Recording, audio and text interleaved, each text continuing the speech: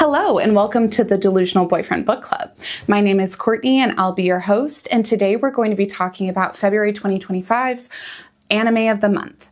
This anime is Yes, No, or Maybe, and it does have a little bit of a controversial reputation, so I will give you a trigger warning right now. There are elements of dubcon or non-con in this anime series that may trigger you, and if that's something that absolutely is not going to work for you at this time in your life, then you might want to skip this episode. I will say that it's nuanced and not upsetting to me personally. If that means anything to you, take it with a grain of salt, because I definitely chose this series before realizing the controversy that surrounds it and the sensitive subjects that it covers. With that being said, I did love this series, and I hope that if you guys are open to it, you give it a chance and that you end up liking it as much as I did.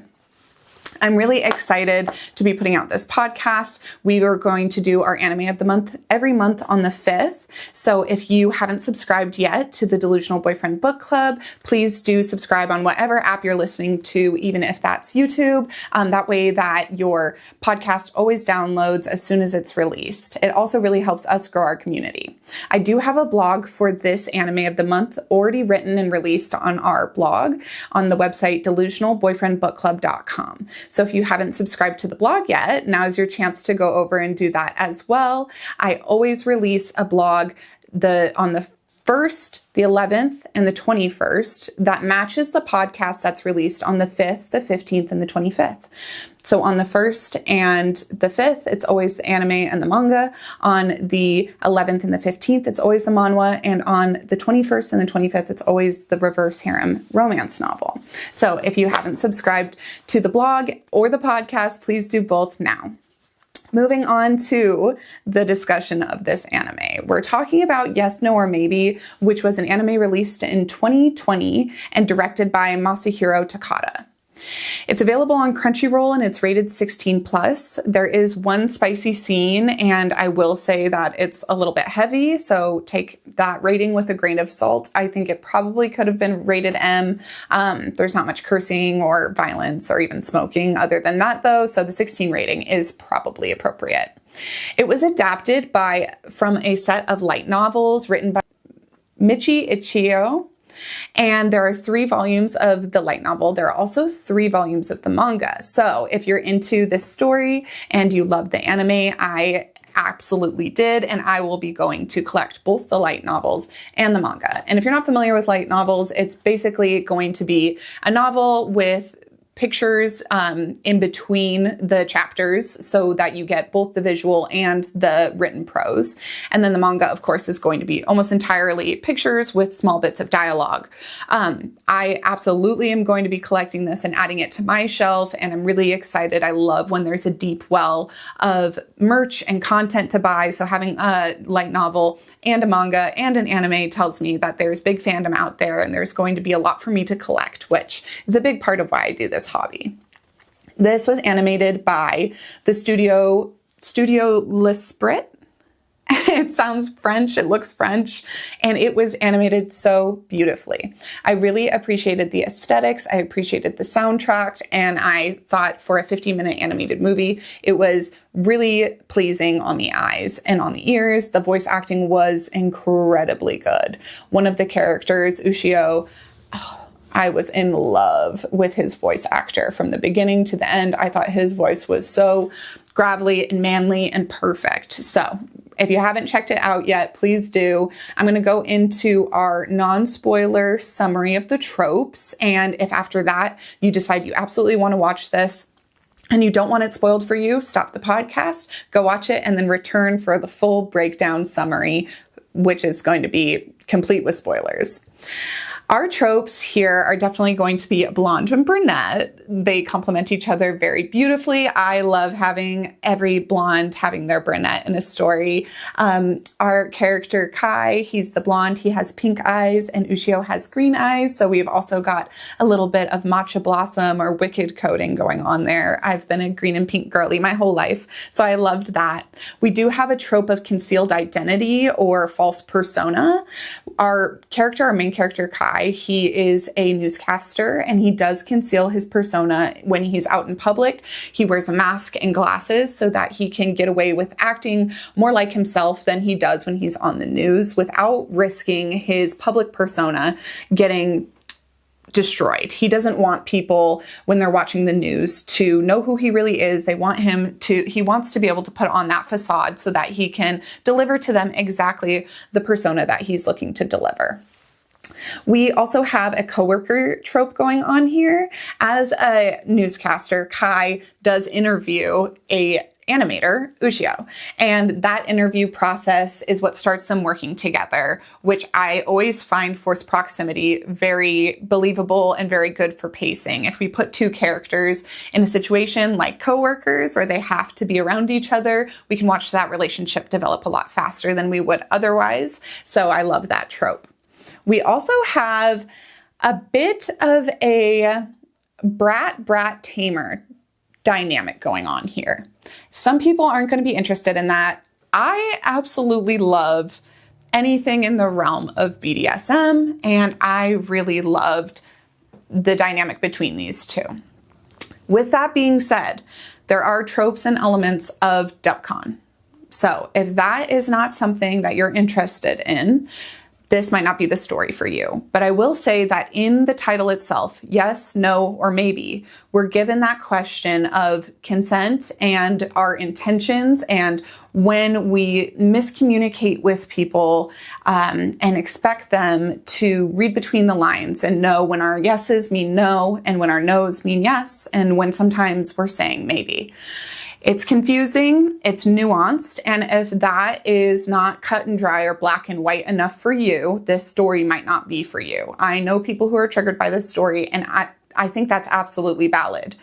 In my relationship, in my history, I have found that things are never as black and white as a yes is a yes is a yes. And so I am open to dynamics and relationships where that is explored a little bit more, where what we want to say with our mouths doesn't always match up with what we're saying with our hearts or our body language, when we might have fear or shame surrounding what's in our hearts. So what comes out of our mouth doesn't always match that. And we look for a partner who is able to see through us and understand us on a deeper level, maybe sometimes than we understand ourselves. Again, I'm not making excuses for anything that's non-consensual. I'm just letting you know there are topics in this story that come close to that, or maybe even outright approach that subject. So there you have it. Now that I'm done with covering those tropes, I do want to break this down and get into full-on spoilers. Our characters meet each other when they're on an assignment. Kai goes to this animator's house, Ushio's, to get a story on a project that he's working on. While he's there, of course, he's giving his newscaster persona, and him and Ushio do not hit it off right away. They leave this interview kind of on neutral to bad terms. And the next time they see each other, Kai is in his disguise. He's wearing a face mask, he's wearing glasses, and he walks out of a convenience store straight into a bike lane, running into none other than the animator he just got done working with, Ushio. Although Ushio doesn't seem to recognize him right away, and they get in a confrontation. He doesn't know that he's met him before, except for Kai does recognize Ushio. And seeing that he hasn't connected the dots, he uses this to his advantage. He fully pretends to be another person. He does not apologize for running into him, hurting Ushio's hand or hurting his bike. And Ushio very feistily kind of goes up and punches him on the top of the head, it's so weird. It's so feisty and dorky. And then he says his hand hurts afterwards. So it's not really violent, but it is two men on the street getting into an altercation. And he says, "You owe me. You need to help me walk my bike back to my apartment. And then I need your help animating because my hand hurts." And you can kind of see right from the get-go that Ushio, who we're told in the beginning of the story is openly bisexual, is maybe playing with this guy to get him to come back to his house and see if he can hang out with him a bit longer. So they come up with an arrangement where each day Kai is going to go to Ushio's house to help him animate. And he acts like he doesn't want to. He says, "No, I won't be here tomorrow." And then he shows up the next day and he does help. And when he's not helping. He's just flipping through a manga on this guy's couch. And they settle into a kind of domestic routine where each day after work, instead of going home and watching TV, Kai goes to Ushio's house and sits there and hangs out in his living room while Ushio continues to work.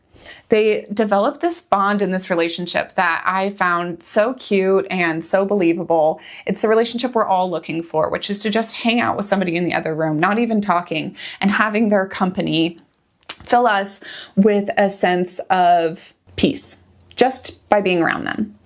As this goes on, Ushio does press for something a little more from Kai. He feels the chemistry between them, and he is ready to show genuine interest in this man. When he asks him about his mask and why he won't take his mask off, Kai comes up with an excuse and says, I have bad teeth. And Ushio says, if you have bad teeth, I'll pay to fix them for you. Kai says, why would you do that? What if I never pay you back? And he says, what if I don't want you to pay me back? What if I want to give you food and I want to give you money and I want to fix your teeth or whatever else you might need just because I care about you? And he says, how could you care about a stranger? And he says, we're not strangers. You come over here every day. You have a key to my apartment. We're not strangers. And he tries to remove his mask and kiss him. And in this moment, Kai has an outburst, a meltdown, and he doesn't want his true identity to be revealed. He doesn't know how that will be received. So he lashes out at Ushio and he slaps him. It's actually heartbreaking to me in this moment because I feel this internalized homophobia. This man who has put on a facade to everybody in the world. He is a newscaster who's perfect, who has no bad temper, has no slip-ups. And then in his private life, he's completely masked off and unwilling to let anybody in for fear that his true identity will be revealed. So he has not had any experiences romantically that we can tell.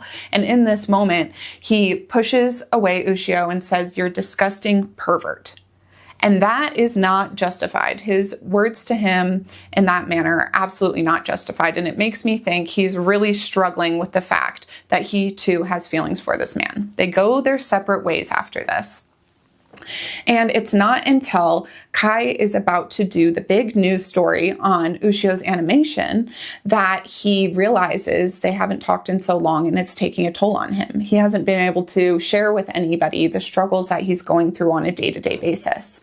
And as he's having a panic attack in the middle of getting ready to air this big special, he goes to the bathroom, he's breaking down, and who calls him in the nick of time but Ushio? And Ushio says, do you need me? And he says, yes, please come help me. And he says, always, I'll be right there. And he says, you don't even know where I am. And he said, well, the man I love once told me to rely on routine. Maybe you should go and do whatever routine you need to do to settle down. Knowing that Kai had been bringing this book to Ushio's house every time they worked together. And when he goes to pick up that book and take his advice and kind of use this routine to ease his anxieties, he flips through the pages and sees that Ushio, this animator, had doodled a picture of him in the corner. And if you flip through the pages like a stop motion animation, you could see him going from his newscaster into his personal life disguise, showing that Ushio knew all along who he was, that these two people were one and the same, and that he, despite the deceit, was willing to stick with Kai until he was ready to tell him his truth on his own.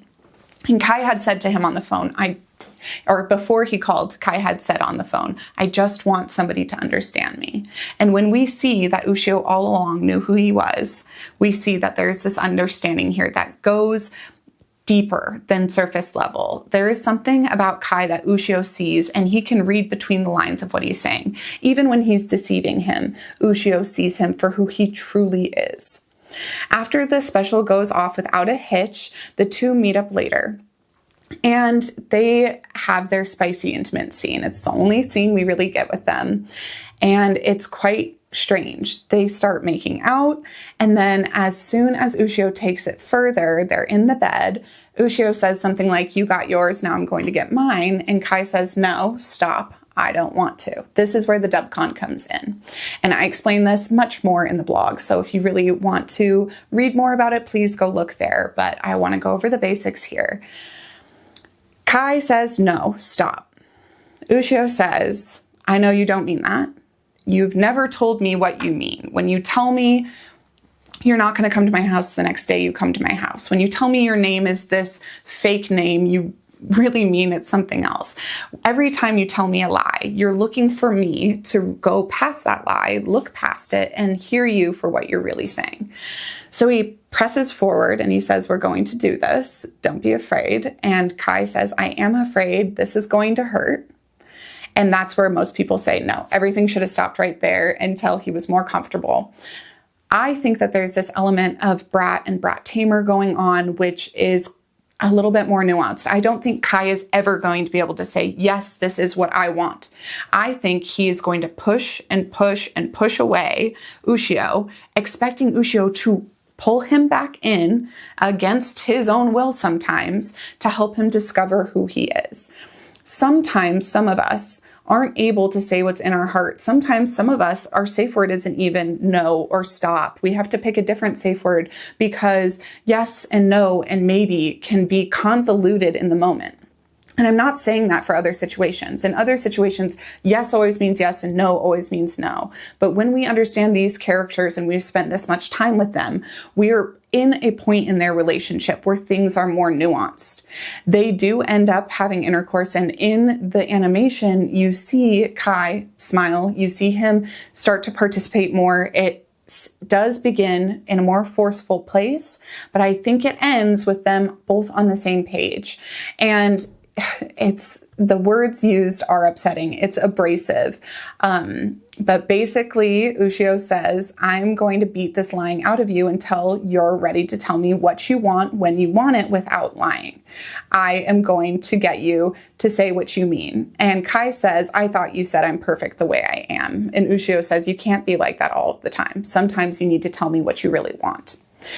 This is where the nuance comes from. I, for one, can relate to not always wanting to say what I want and wanting somebody to read my body language and know me better than that. It's a difficult conversation. It's one that I'm ready to have with people. If you're not, then I don't think that this anime is going to be for you. I do think that there are certain situations where people know each other well enough to push boundaries and explore territories with each other.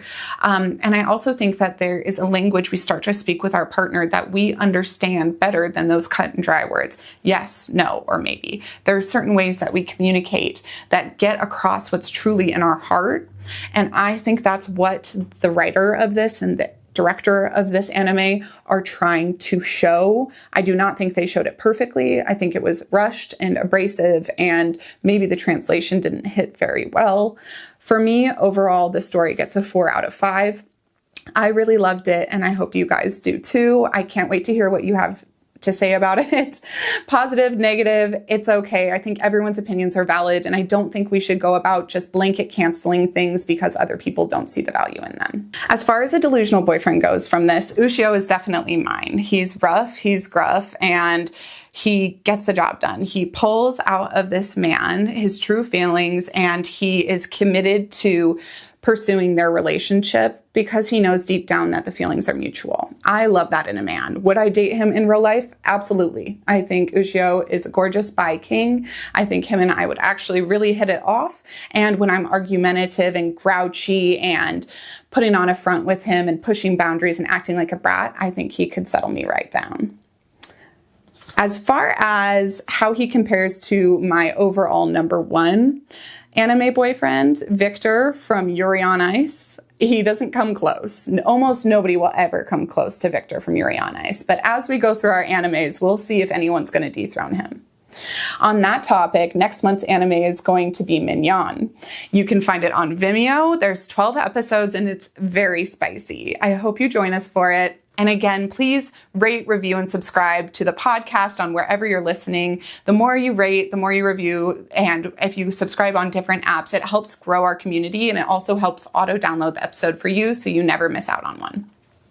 Until next time, remember, sometimes the delusion is the solution. Thanks for listening. Bye.